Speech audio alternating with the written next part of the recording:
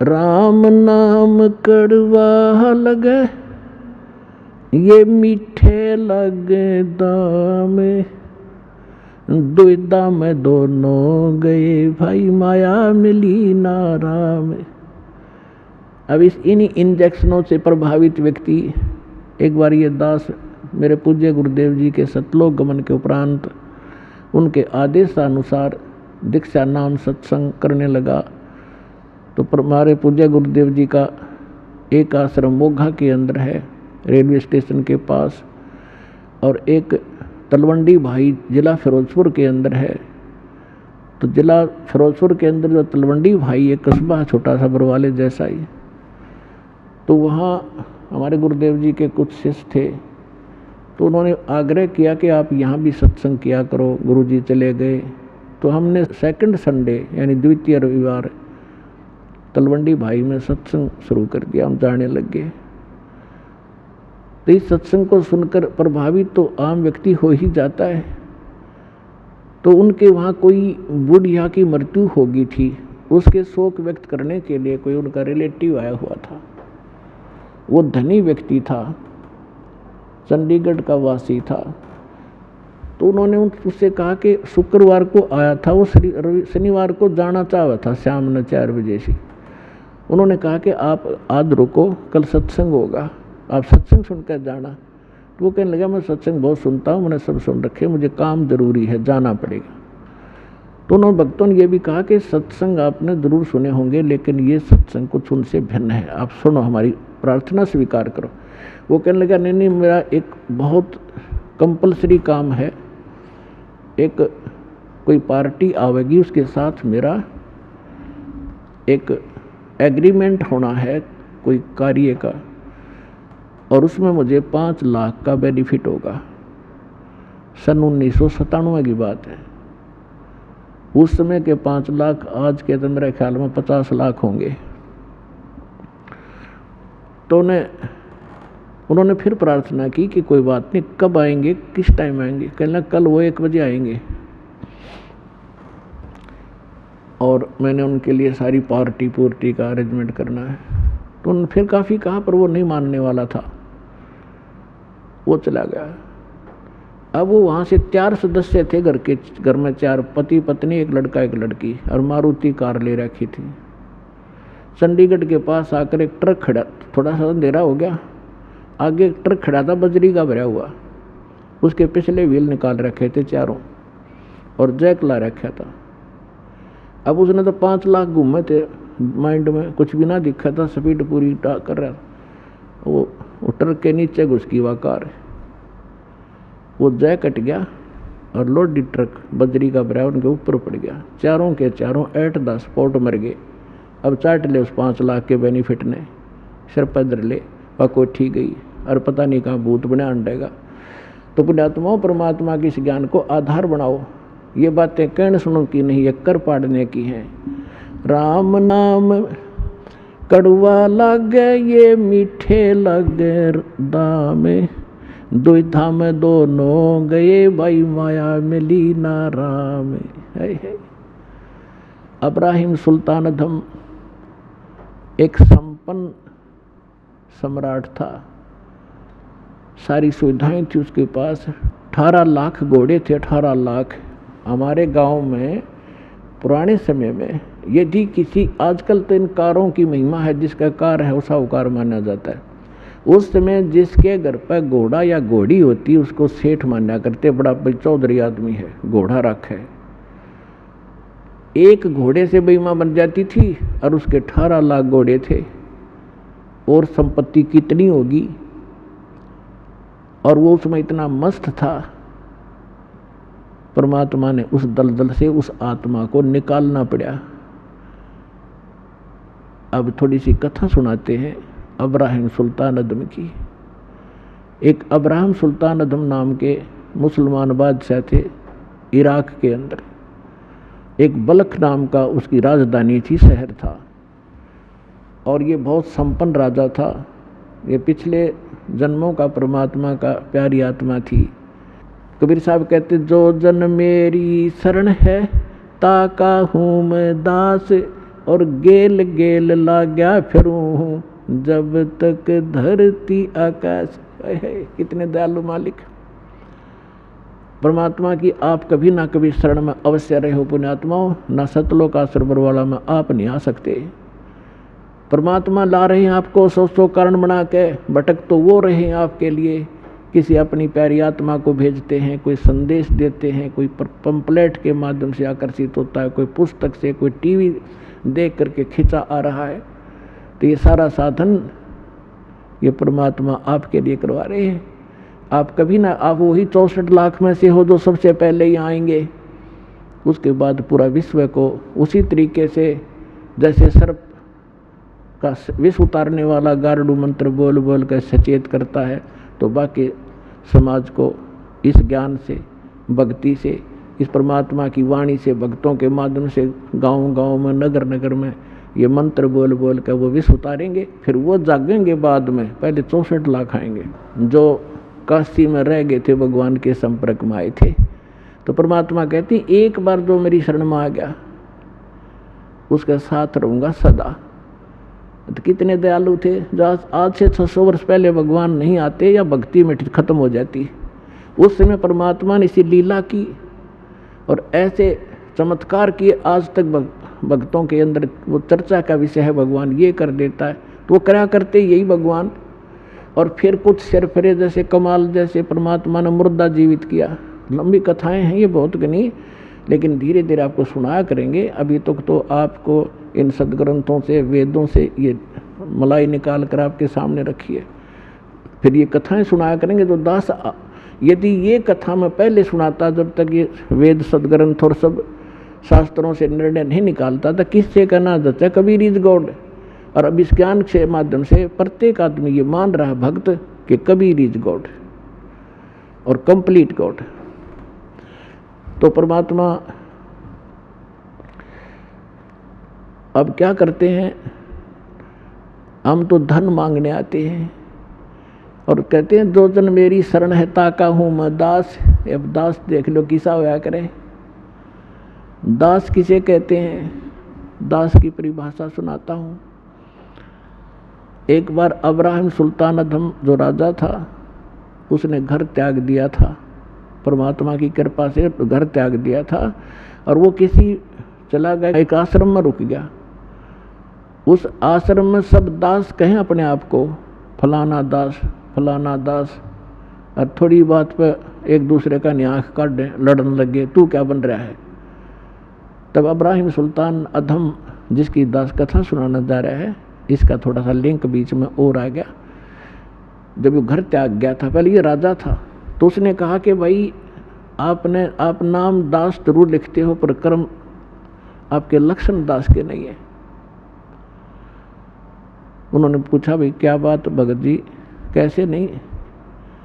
उन्हें पता था कि राजा था और ऐसे राज त्याग करा है। तो उसने कहा कि जब मैं राजा था हम गुलाम लाते थे, गुलाम दास। तो मैंने, क्योंकि धार्मिकता मेरे अंदर थी, मैं गुलामों का ध्यान बहुत रखता था, कोई इसको कष्ट ना हो। तो मैंने उससे पूछा कि भी गुलाम आदमी पहले मनुष्यों को मोल लिया करते, गुलाम जैसे आजकल पशुओं को लाते हैं। राजा लोग या सेठ साहूकारों के वहाँ वो नौकर रहा करते थे, उनको जो मर्जी झूठा कुटा टुकड़ा दे दिया, उनकी सब स्वतंत्रता समाप्त हो जाती थी। और जो यस जो कह दिया वही करते थे, आगे यस कर सकते थे, नो नहीं। और उनकी सौ इच्छा कुछ नहीं होती थी गुलाम की। तो अब्राहिम सुल्तान ने कहा कि मैंने उससे पूछा कि ए गुलाम तेरा क्या नाम है। उसने कहा कि दास को जिस नाम से पुकारोगे गुलाम का वही नाम होगा, हमारा कोई नाम नहीं होता। कोई बुंडा सुंडा गुंडा कुछ भी कहना हाजिर खड़ा पाऊंगा। आपको कौन सा भोजन रुचिकार है। कहने लगा दास की कोई इच्छा नहीं होती, जो झूठा कुठा दोगे हम उसी में संतुष्ट होते हैं। तो पुण्यात्माओं कहने का भाव ये है कि वो दास और अपने मालिक के सामने जो आज्ञा होते ही सब कुछ लिए खड़ा रहता है, उसको दास कहते हैं। तो कबीर साहब कहते हैं कि जो जन मेरी शरण है और ताका हूँ मैं दास, और गेल गेल लग गया फिर वो, जब तक धरती आकाश। अब दास आपको सुनाना चाहता है कि अब्राहिम सुल्तान अधम पहले सतयुग से ही चली हुई आत्मा आ रही थी, और फिर वो सम्मन नाम का एक मनियार बना। फिर वही व्यक्ति पार ना होकर के भक्ति कुछ करता रहा मालिक के साथ रह के। फिर वो एक 9 शेरवां का बादशाह बना, 9 शेर खान। वहाँ पर भी वो भक्ति परमात्मा वहाँ पहुँचे, उसको ज्ञान दिया, लेकिन मोक्ष नहीं हुआ, दृढ़ता नहीं की उसने। फिर उसकी भक्ति और दान के कारण वो अब्राहिम सुल्तान अधम बलख बुखारे का बादशाह बन गया। इतना धन उसके पास, हीरे पन्ने जवाहरात के खजाने के खजाने खड्डे भर रखे। अब हम मांगा भगवान से कोठी और कार, और परमात्मा कहते हैं ये तो है काल की बेगार जो तुम मांगने आते हो। जब आप भगवान की शरण में आ गए, क्या परमात्मा अनजान है कि मेरे बच्चे को किस चीज़ की आवश्यकता है? आज्ञा रखेगा आपको, आपकी सोच से पहले। उसको आपका पहले पता है इसको क्या संकट आने वाला है, उससे पहले आपके पास आगे खड़ा पाओगा भगवान। फिर भी हमारी जो आदत है धीरे धीरे छूट जाएगी, क्योंकि अभी तो आपके साथ ऐसा है, एक व्यक्ति के ओठ का चोट लग गई, काफ़ी चोट लगी, सूज गया, तो उसको कोई कुछ दवाई बतावे, कोई कुछ दवाई बतावे। एक व्यक्ति कहने लगा कि इसका ओठ का हलवा बना कर बांध दो, देसी घी का हलवा। तो जिसका ओठ का चोट लग रही थी कि यह दवाई बढ़िया लगी, बने इस वाली बनाओ, हलवा बनाओ। अब हलवा थोड़ा सा बनाया उन्हें, जो ओठ पर लग जा, ओठ पर दरिया रो तो चाट गया भीतर। उन्हें सोची ओठ पर तो ना डट्टा ही ले गया और खा गए, तो इसको और बनाओ। तब वो व्यक्ति बोला पहले इसने भीतर तो भर दो, जब ओठ पर डटेगा। तो उन्होंने अच्छा बनवाया 1 किलो सारे का, वो पहले छकाया, अब छक तू, और फिर ओठ पर बांधा। क्यों? हलवा इसी चीज़ से एक बार छक लेना, दोबारा रुचि नहीं बना उसकी, एक ग्रास भी नहीं खा सकता। तो ओठ पर धर दिया, वो न्यो का न्यो रखा उसने। तो आज आप का ओठ का चोट लाग रही है, और आप यहाँ जो मांगन आते हो ना, परमात्मा पहले आपने उनसे भरेगा, अंदर से भरेगा, आपकी सारी फुलफिल पूरी करेगा जो भी रिक्वायरमेंट होगी, और फिर आप ओठ पर डटने दोगे। तो कहने का भाव ये है, फिर आपकी रुचि नहीं रहेगी इसके अंदर। इस दास के साथ ये बिटर जो ना एक्सपीरियंस हुआ है। पहले तुम्हारी भी जो जब नाम लिया था, वैसे आवश्यकता इतनी क्या है कि नहीं थी, कोई त्रुटि घर में नहीं थी किसी वस्तु की, फिर भी माया की चाह थी। ऐसे ढंग से माया देने लगे परमात्मा, पुण्यात्मा सोच भी नहीं सकते। तभी तो इस दास का इतना दृढ़ विश्वास हुआ, और दृढ़ता के साथ आप तक ये पहुंच पाया, जो मालिक ने मेरा पेटा भर दिया, विश्वास दृढ़ किया। दास ने एक प्लाट खरीदा, एक मित्र था, उसकी कोई वैसे ही उसमें रुचि नहीं थी, कोई और बनाना चाहता था, उधार में दे दिया। 1 साल में उसके पैसे दिए, और 1 साल के उसके लेने के बाद 3 गुनी कीमत होगी उसकी, रजिस्टर्ड वहाँ की जो वैल्यू थी। बताओ, हम वैसे उस नौकरी में हेरा फेरी करके मेरे ख्याल में सारी उम्र नहीं कमा सकते थे। उसने 2-1.5 साल में मालिक ने वो ऐसे भर दिया, वह उठ की चोट भर दी। और फिर ये ज्ञान पता लग गया, किसी ने के सिर में मारेंगे, माया से घनी होगी तो फिर यह दुखी करेगी। तो पुण्यात्माओं, पहले आपके ओठ की चोट के लिए आए हो, ये भी आपका सारा काम होगा। आपको परमात्मा अंदर से भी भरेगा, और ये दुख आपके ये सारे निवारण करेगा, आपको सारा सुख देगा।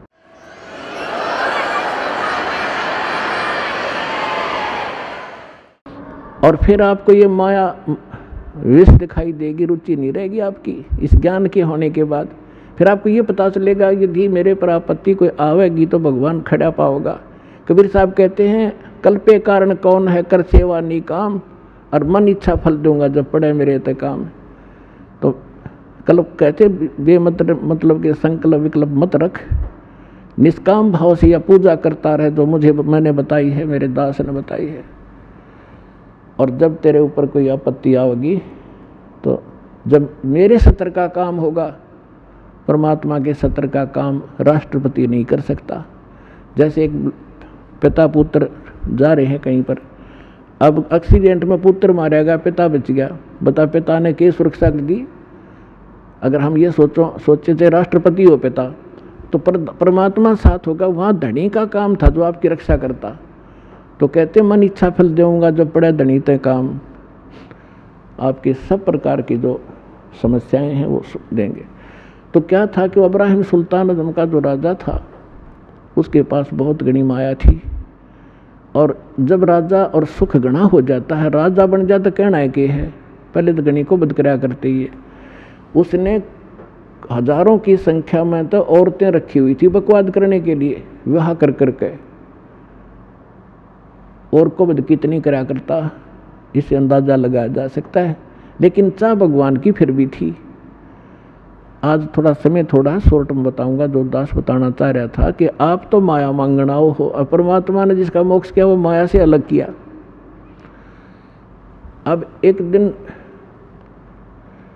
किसी संत ने उस इब्राहिम सुल्तान आज़म के साथ धोखा कर दिया, एक अंगूठी नकली दे दी, असली छुपा ली। फिर उसका पता लगा तो इब्राहिम सुल्तान आज़म को संतों से नफरत होगी, और जितने भी आसपास के साधु संत से जेल में डलवा दिए, और चक्की पीसने का काम ड्यूटी सजा दिया करते थे, और चक्की का आटा अपने घोड़े गाड़ों को, जनता को, और वो क्या नाम है सेना को खिलाया करते थे। जैसा भी अपने आत्मा जो भी व्यक्ति भक्त परमात्मा के लिए निकला है, वो चाहे किसी की पूजा कर रहा है, और जब वो आखिर में रोता है ना, वह आत्मा रोती है, तो आत्मा का साथी वो कबीर भगवान है।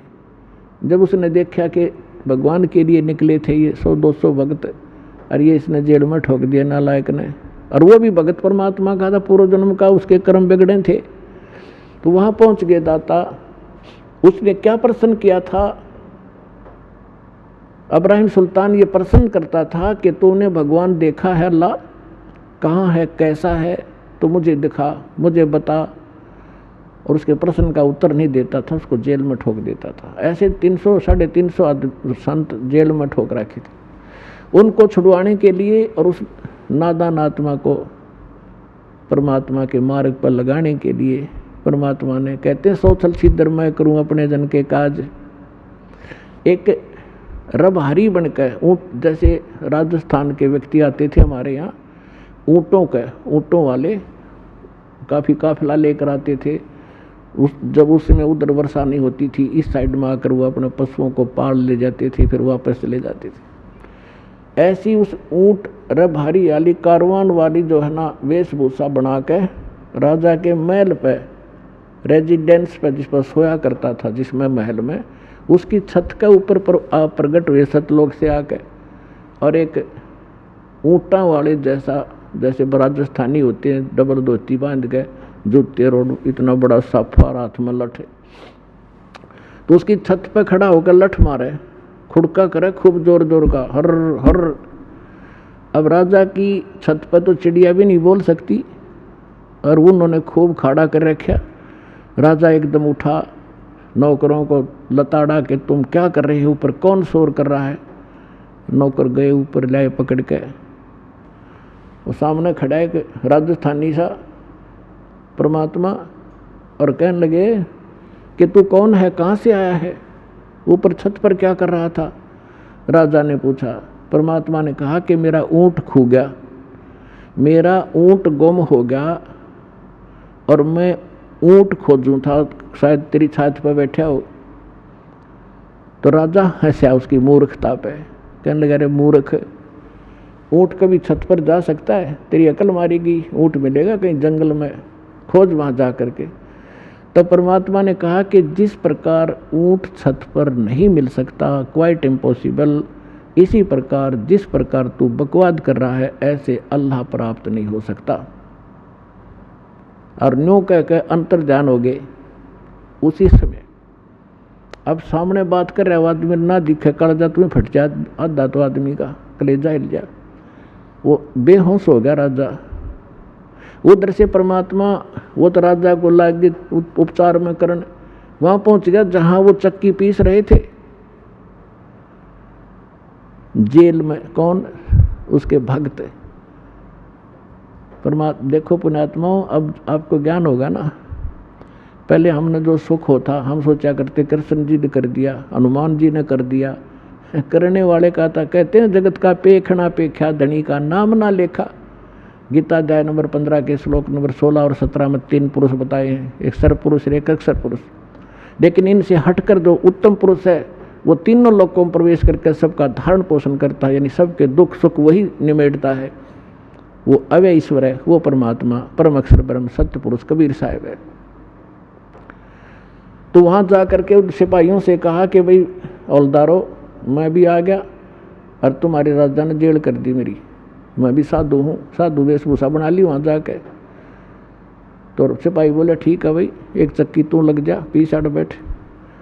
तो थोड़ी देर में क्या किया परमात्मा ने कि भाई देखो एक काम करेंगे हम कैदी, चाहे तो हमसे चक्की पिसवा लो और चाहे इसमें कनक डलवा लो, एक काम तुम करोगे काम करेंगे।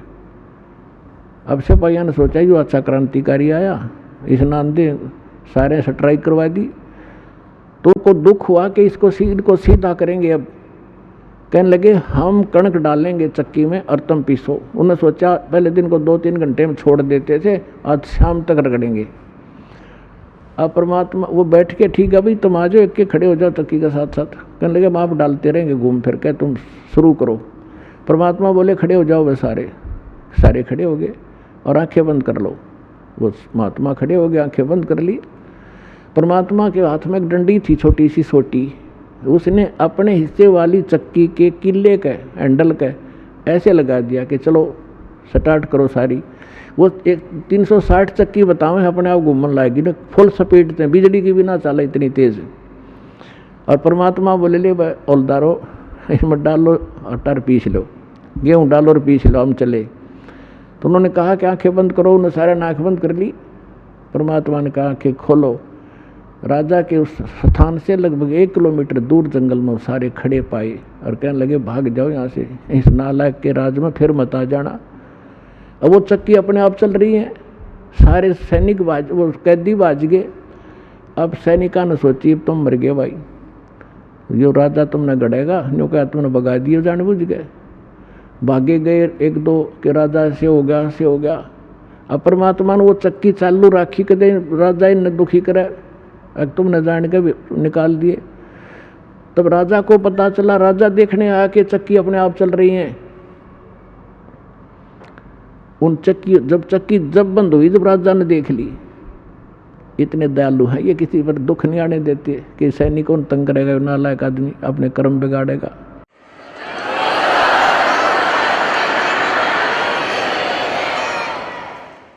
तो पुण्यात्माओं, अमर करूं सतलोक पठाऊं, ताते बंदी छोड़ कहाऊं। ये काफ़ी लंबी कथा, समय थोड़ा रह गया, फिर बताएंगे कभी। कहने का भाव ये है कि परमात्मा ने उसको लास्ट में ऐसा विवश कर दिया कि उसने जहर दिखाई देने लगी। अब माया जिसके ऊपर बैठ के वो खुशी मना रहा था और एक दिन वो घर त्याग के चला गया। तो परमात्मा रास्ते में फिर मिले उसको कि बेटा घर त्यागना तो भगवान नहीं मिलेगा, आपने आत्मा से इस माया को त्यागना पड़ेगा, इसके विकार इसके हानि से परिचित हो जा तू और जा फिर वापस राज कर सकता, ये मंत्र ले ले। तो बोला नहीं आपकी सिरोधारी आपकी आ गया, लेकिन मालिक अब वो अच्छा नहीं लगता मुझे, आपके ज्ञान से मैं परिचित हो गया, असंख्य जन्म हो गया हमने धक्के खाते ने, इनका पीछा छुड़वा दो जाता। तो पुण्यात्माओं एक दिन आपको कि ऐसी स्थिति हो जाएगी आपने यूँ हलवा कति अच्छा नहीं लगेगा और आप अपने आप स्थिर हो जाओगे, आपकी आत्मा, और केवल परमात्मा के अतिरिक्त लास्ट में आपने कुछ नहीं दिखेगा और यही मोक्ष का कारण है। तो आपको सभी मोक्ष होगा।